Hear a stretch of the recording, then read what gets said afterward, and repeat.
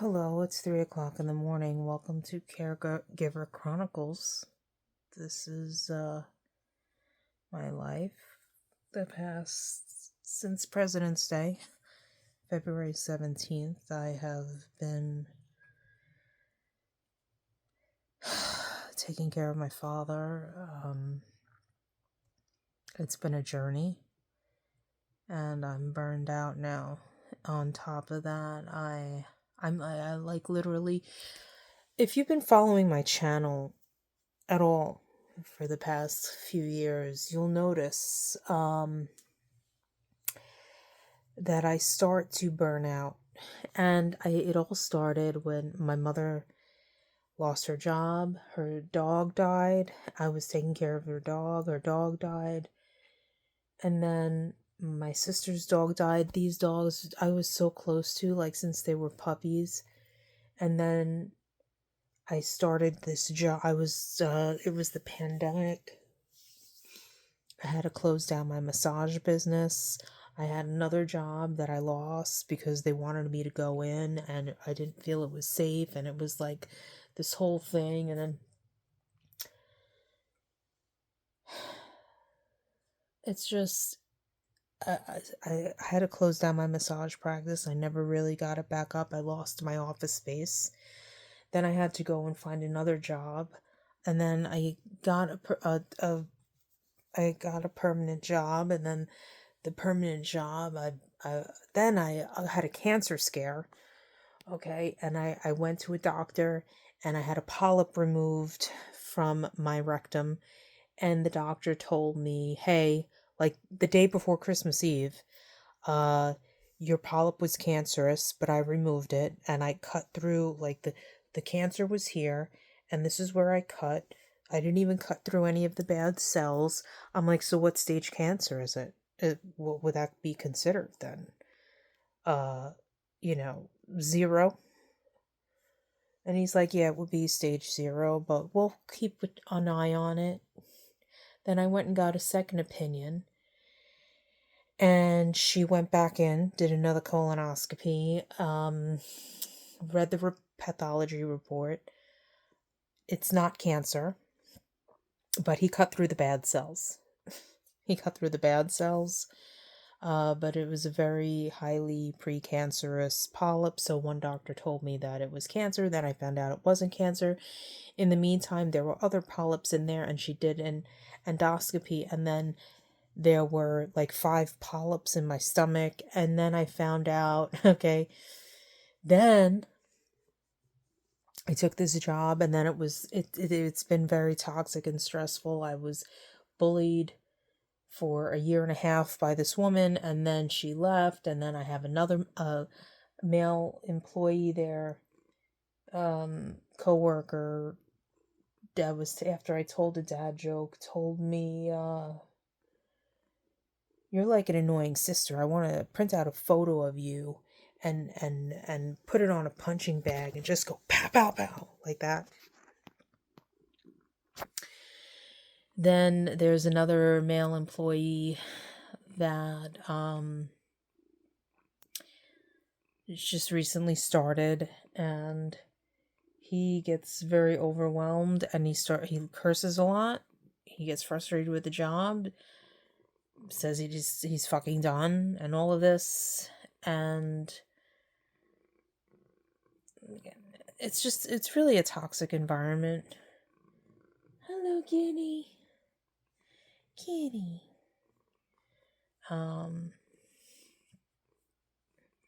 My cat died at the end of 2023. This is my new pal, Tully, and she's a beautiful lady. I adopted her just about a month ago, during the solar eclipse, literally. So yeah, my cat died. I had a cancer scare, toxic job. Then last year, I found out that I went for some heart work, I was having like palpitations and I wasn't feeling good and dizzy spells and stuff, so I went to get my heart checked out and my heart was fine. But in the meantime, while they were doing like a sonogram of my heart, they saw they what did he do? Oh, he was testing my, it was a CAT scan or an MRI. Was it an MRI or a CAT? I think it was a CAT scan where they check what your score is if you have cholesterol in your heart.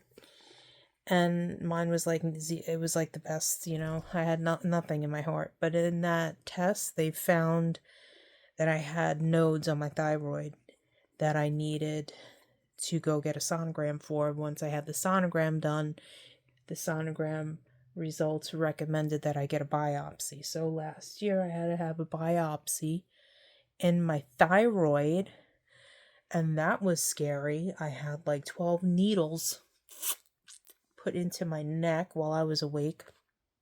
It's good times.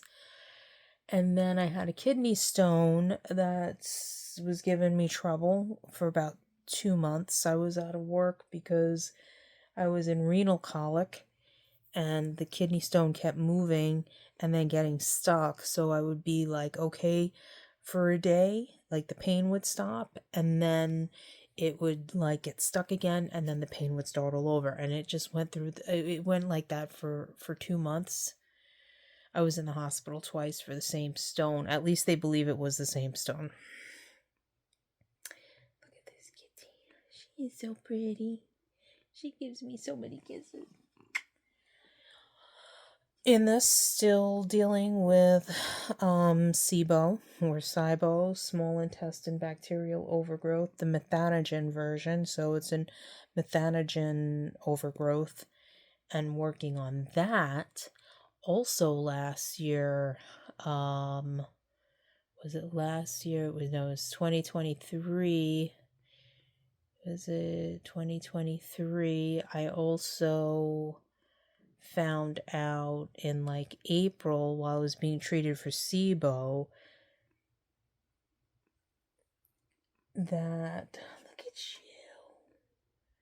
Look at you. You was a very cute kitty. I know this is kind of all over the place, but in 2023, I found out I had just me and my ex got back together. I had this cancer scare, and then he had a house fire, and we both had this like mortality like thing, and he had reached out to me that he had a house fire, and then I'm like, well, I think I'm dying of cancer. And then it turned out that I didn't have cancer. And then we sort of got back together. And then we got back together. And then in January, we started hanging out. And then in April, we had sex for the first time. And then I got an STD from him, trichomoniasis. I found out I had trichomoniasis. And at the time, I had just done my whole antibiotic course for SIBO. And the antibiotics are very expensive, but somehow my doctor got them covered. And I had just done I had gone through a couple of months of doing that and clearing my gut in a special diet. And then I had destroyed my whole gut microbiome again because I had to take different courses of antibiotics for the trichomoniasis, and on top of that I had a really gnarly yeast infection, so I had to take a couple of courses of medications for that because that threw off my whole microflora in my vagine. And then later that year his mother died. And then I found out that he was still texting and talking to all of the women that he was with while we were broken up for 5 years, including the women that he cheated on me with while we were in a relationship. In fact, one of those women he still saw. And then that relationship became awful. after his mother died.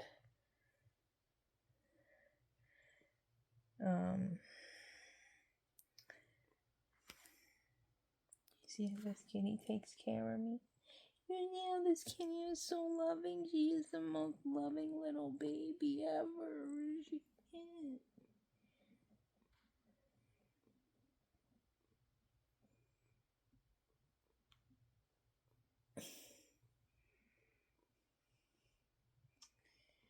I wasn't sure if I was ready to have another animal companion after Patches, but I love you, I love you, I love you, and definitely not another calico kitty. Like, I was not planning on that, but I was looking at pets every now and then at the local animal shelter, and I saw her there, her picture, and I'm like, oh, she's cute. And it said that she was 11 and she needed a home. And then one day I went over there. I'm like, I'm just gonna go over there and see. And I went in there, and they undid her cage, and she ran right over to me, and we've been together ever since.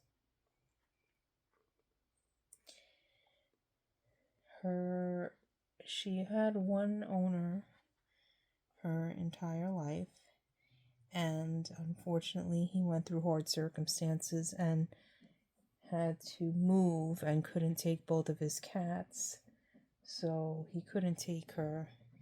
And then he found me on Facebook after I adopted her. Look, she's just a little blurb face when she is happy.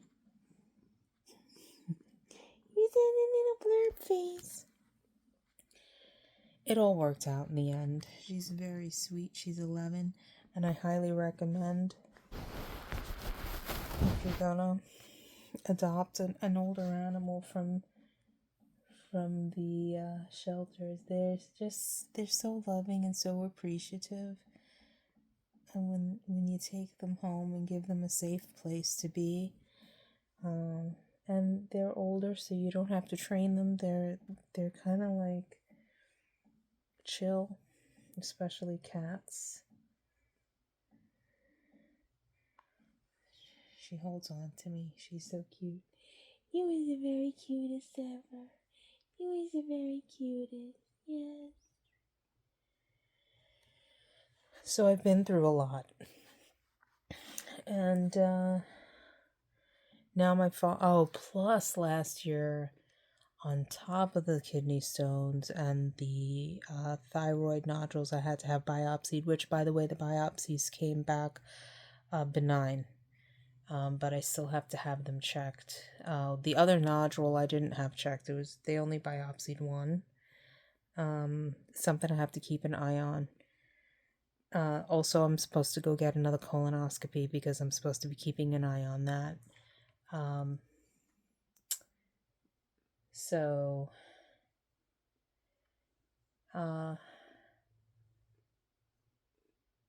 Anyway, then my mother had surgery, and that was hard. And then I got COVID, and then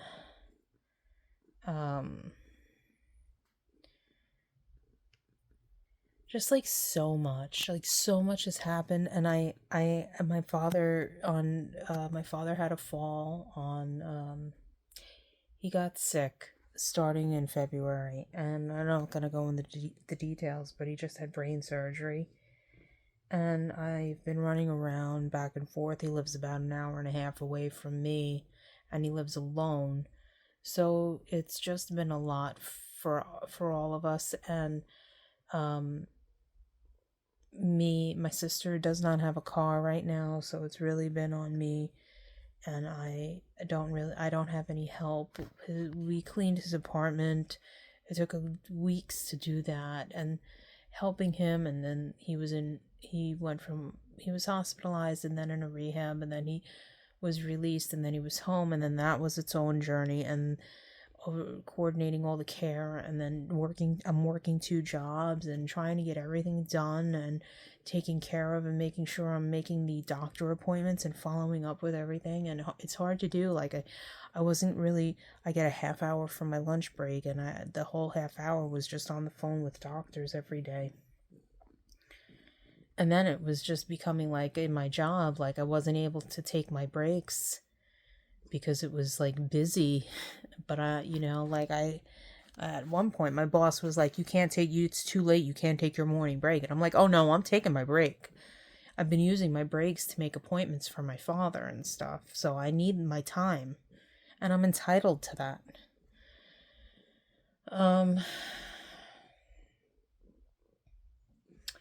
So it's been a lot of that. I did manage somehow to get my body back on track from the SIBO, and I'll share that in another video. I used a concoction of different supplements, but I really feel like the whole SIBO thing is a byproduct of like going through a traumatic circumstances, and it just, your stress throws off your gut microbiome so easily. But I'll share how I treated myself. Yeah, so like I've been saying, my father got sick. I've been doing all of that. I've been out of work for 3 weeks. I'm not going back to work until Wednesday. I just want to make sure I have everything squared away for my dad. He's doing better. It's just hard. And I'm exhausted. And this is what I wanted to say. Like, I'm burned out. I have burned out. Like, before I thought I was, oh yeah, I'm burned out. Like, this is burnout. No, I didn't even touch the bottom of what burnout was yet. I was just, if I was just dipping a toe or a foot or a leg in the pool of burnout. I am toast now. I'm burnt out.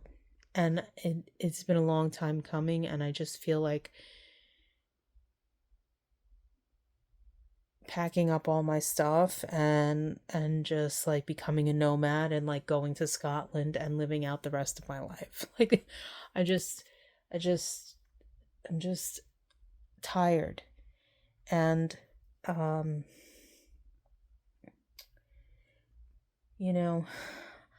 the reliable one in my family. Like, I'm the reliable person when and not just my family. It's always been like that with my friends, with my ex-boyfriend and his family, with my family.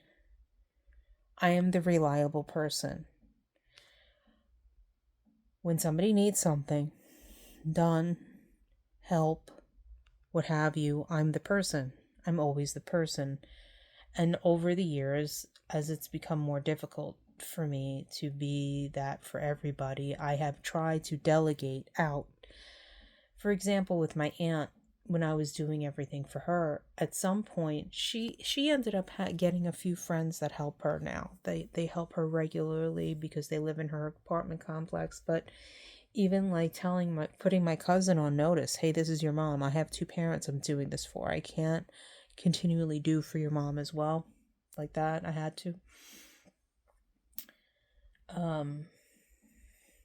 It's been it's just been a struggle to take care of myself because I'm working 2 jobs. Oh, and then like staying in this toxic job. Like, I didn't want to stay in this toxic job. I knew right away this job was like, I can't deal with this. I can't have somebody berating me. I can't have somebody screaming in my face. That's not what I signed up for here. I'm not going to deal with this.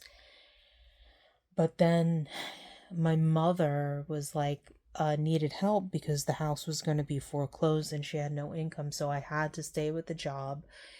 And I basically financially supported her and my sister for about 1.5 years. So like my whole entire paycheck was going towards paying my bills and all of my mother's bills because she was in the red every month. and there were arrears on the utilities and the mortgage, and I had to help her. So I did. I even, it's like some of her credit cards. I don't have credit cards, but I helped her pay down hers so she would be able to have that. But anyway, it's been a fucking nightmare, is what I'm saying. And I wanted to share all of this because a lot of us go through a lot of heavy stuff and we don't talk about it. We just survive and we go through what we need to go through. And we just keep going and we don't think about what it's doing to our bodies or mentally or emotionally, physically, like I just said, we're just surviving. We're in survival mode and we're not stopping to think about it. We're just going through it. But eventually it does catch up with you. And I just found out through my last physical that for the first time in my life, my bad cholesterol went way up, my good cholesterol went way down, and my glucose is teetering on the edge of abnormal. I've never had problems like that. You know what that's from? Stress. Stress. And my family has a history of heart problems. Look, I want to start taking better care of myself, and I keep saying I'm going to do a vlog, I'm going to share how I'm taking care of myself, but the truth of the matter is I haven't been sharing how I'm doing that because I haven't been doing it. Who has time to do that when you have all of these other responsibilities? My self-care program right now is making sure that I eat and sleep, and now it's like 3:00 in the morning and I'm up. Because I'm just like, the thoughts are just going and going and going, and I'm tired. But I'm mentally exhausted.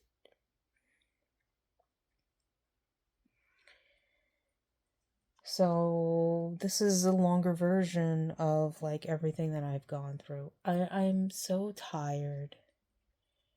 I want to paint.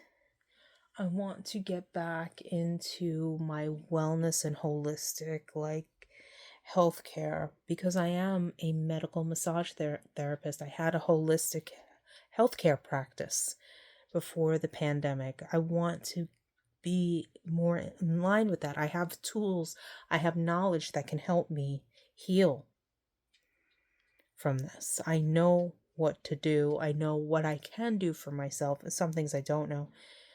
But I want to do that for myself, and I want to share it with you. And I'm not a glowing example right now of what it is to self-care. I know better, but I'm not doing better for myself because I'm completely exhausted. And so I just thought I would share this. And let me ask out there, has anyone else felt like this? Are you a soul caretaker? What do you do? Can you give me advice on how I can carve out time or feel like I even have time where I'm not completely depleted and exhausted? Any advice would be helpful. Maybe we can help each other. I just want to restart this. I know that there's something powerful in sharing your journey with other people and connecting like that and helping people through your own struggles, because a lot of times we're struggling with the same thing, but we don't know because we don't share. And when you're a caregiver for a lot of people, it's hard to share because you just don't have time. So I just thought I would share this today. I'm going to put this up on YouTube. That's what I've been going through. This job is so toxic. It's really depleting every extra bit of energy that I have. I mean, there are some great people that I work with, but there are some people who are miserable and don't like their jobs and have just I just don't want to be around that.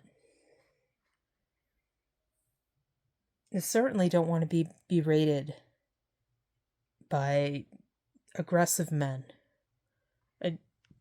Never in my life, and I shared this in a TikTok video, excuse me, never in my life would I have ever dreamed that I'd be working in a place with a person who actually said that they wanted to print out a photo of my face and punch it repeatedly. Like, that takes the fucking cake. That takes the fucking cake. Like, seriously? I reported that right away. I was never told anything, whatever came of it, or if any, like, I was never told anything about it. I just reported it and was told it would be taken care of. It's just that one incident with that person. Well, actually, there's been a few incidents with that person, but nothing as jarring. Just, I don't feel safe at my job, and it's just like, I have so much other shit going on that I just don't, I just want to take care of my father right now. I don't care about anything else. And you know, I had meditated on this and I prayed about it, and the message that I'm getting is, don't worry about everything else. Just take care of yourself and your father. Just take care of yourself and your father. Everything else will work itself out. That's the message I keep getting. Don't worry about everything else.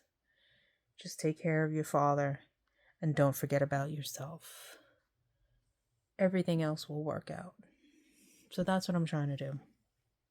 Anyway, I guess thanks for watching this video. It's like 26 minutes long. Yeah, I definitely want to put up a post about how I treated my SIBO, because it was about 8 months of different, I had a protocol that I researched for different vitamins and stuff and supplements. So I'll share that in another video. Maybe I'll make the video tomorrow if I have time. I'm trying to find time, but it's 3 o'clock in the morning. I can't sleep. I was with my father today, and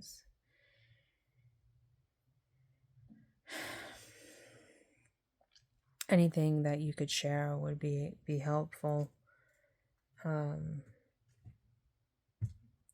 If you want to join me on this journey, please like and subscribe. I have other videos in here that you may find helpful. And that's it. Okay. Take care. And take care of yourself. I know that I'm kind of being a hypocrite right now by telling you to take care of yourself. Well, clearly I am not. But take it from somebody who's sitting in a space where I wish I would have been taking care of myself better all of this time, so I'm not in this position. Because once you hit this wall, so much harder to get back out and to recover from burnout than where I was before. Like, if I would have started doing better for myself before, I would not have hit this. And I'm pretty sure that the weight that I have gained directly related to stress. For sure. Because this weight gain started in like 2023. So maybe 2022, but the majority 2023. And that's when I started this job and everything went sideways. So if I would have been taking better care of myself, I wouldn't be here. So this is what I'm going to tell you. Please take care of yourself. You matter. You're worth that care and concern. You're worth that nurturing. You're worth that time. The time that you give to everybody else, and you're taking care of everybody else. Also make sure that you're giving yourself some of that time too. You can't pour from an empty cup. Take it from somebody who knows. Don't deplete yourself. Please take care of yourself. Okay. Love you. Bye. Toodaloo.